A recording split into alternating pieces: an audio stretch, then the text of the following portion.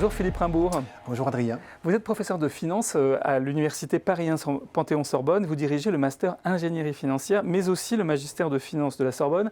Et en plus, vous enseignez dans une grande école de commerce, le SCP Europe, toujours la finance.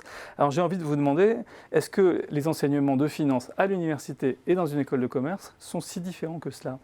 Non, les contenus sont bien sûr identiques, on enseigne la même chose et ça fait maintenant un certain nombre d'années que je suis professeur affilié à ESCP et j'enseigne la même chose à l'université ESCP et mes collègues qui ont une double appartenance font bien sûr de même. Donc ce n'est pas dans les contenus qu'il faut rechercher les différences, c'est dans les promotions d'étudiants qui n'ont pas les mêmes origines et qui ont donc des caractéristiques différentes. Donc les alumni sont différents. Et peut-être aussi dans les relations avec les employeurs, notamment pour trouver des stages, où selon les diplômes, certains sont plus performants et tissent des liens forts avec des établissements financiers, des banques, puisqu'on est en finance, reconnus, pour des postes importants, et arrivent ainsi à damer le pion à leurs voisins. Caractéristiques des étudiants, premier point que vous avez évoqué, ça veut dire une plus grande diversité sociale des origines des étudiants ?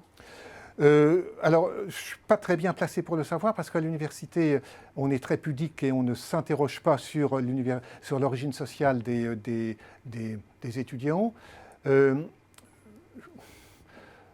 Vous avez le taux de boursiers quand même. Voilà, on a un taux de boursiers, mais au-delà, on n'a pas grand-chose. Disons que le commentaire objectif est difficile. D'accord, donc c'est un cursus académique dont vous vouliez parler avant d'arriver en formation de finance. Oui, des cursus académiques qui sont différents. Donc l'accès au stage est plus difficile quand on vient de l'université, on est moins aidé l'accès par le bureau des stages. L'accès au stage n'est pas plus difficile. Ce qui est là où les établissements d'enseignement supérieur vont se distinguer et se battre entre eux, c'est pour nouer des relations de confiance et qui ne sont pas de nature contractuelle, c'est uniquement des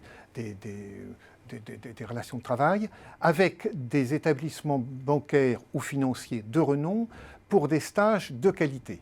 Et donc, c'est un travail très fin qui demande aux directeurs de filière des relations, qui demande d'être reconnu comme un professionnel de la finance et qui permet aux étudiants de démarrer leur vie professionnelle avec des stages intéressants en début de carrière. Et malgré le fait que les moyens des bureaux de stage ou des réseaux d'anciens soient moindres à l'université, vous pensez qu'elle arrive à jouer à armes égales pour obtenir des stages de qualité, justement ? Alors, ce que l'université n'est pas capable de faire, c'est de mettre des placards publicitaires dans des journaux ou au bord des autoroutes. Mais l'efficacité pour entrer dans des banques de renom est faible et totalement nulle. Et ce qui fait que dire qu'on n'est pas à armes égales, je n'en suis pas sûr. Il faudrait, encore une fois, c'est la surface, pourrait-on dire, la taille des épaules des directeurs de filière.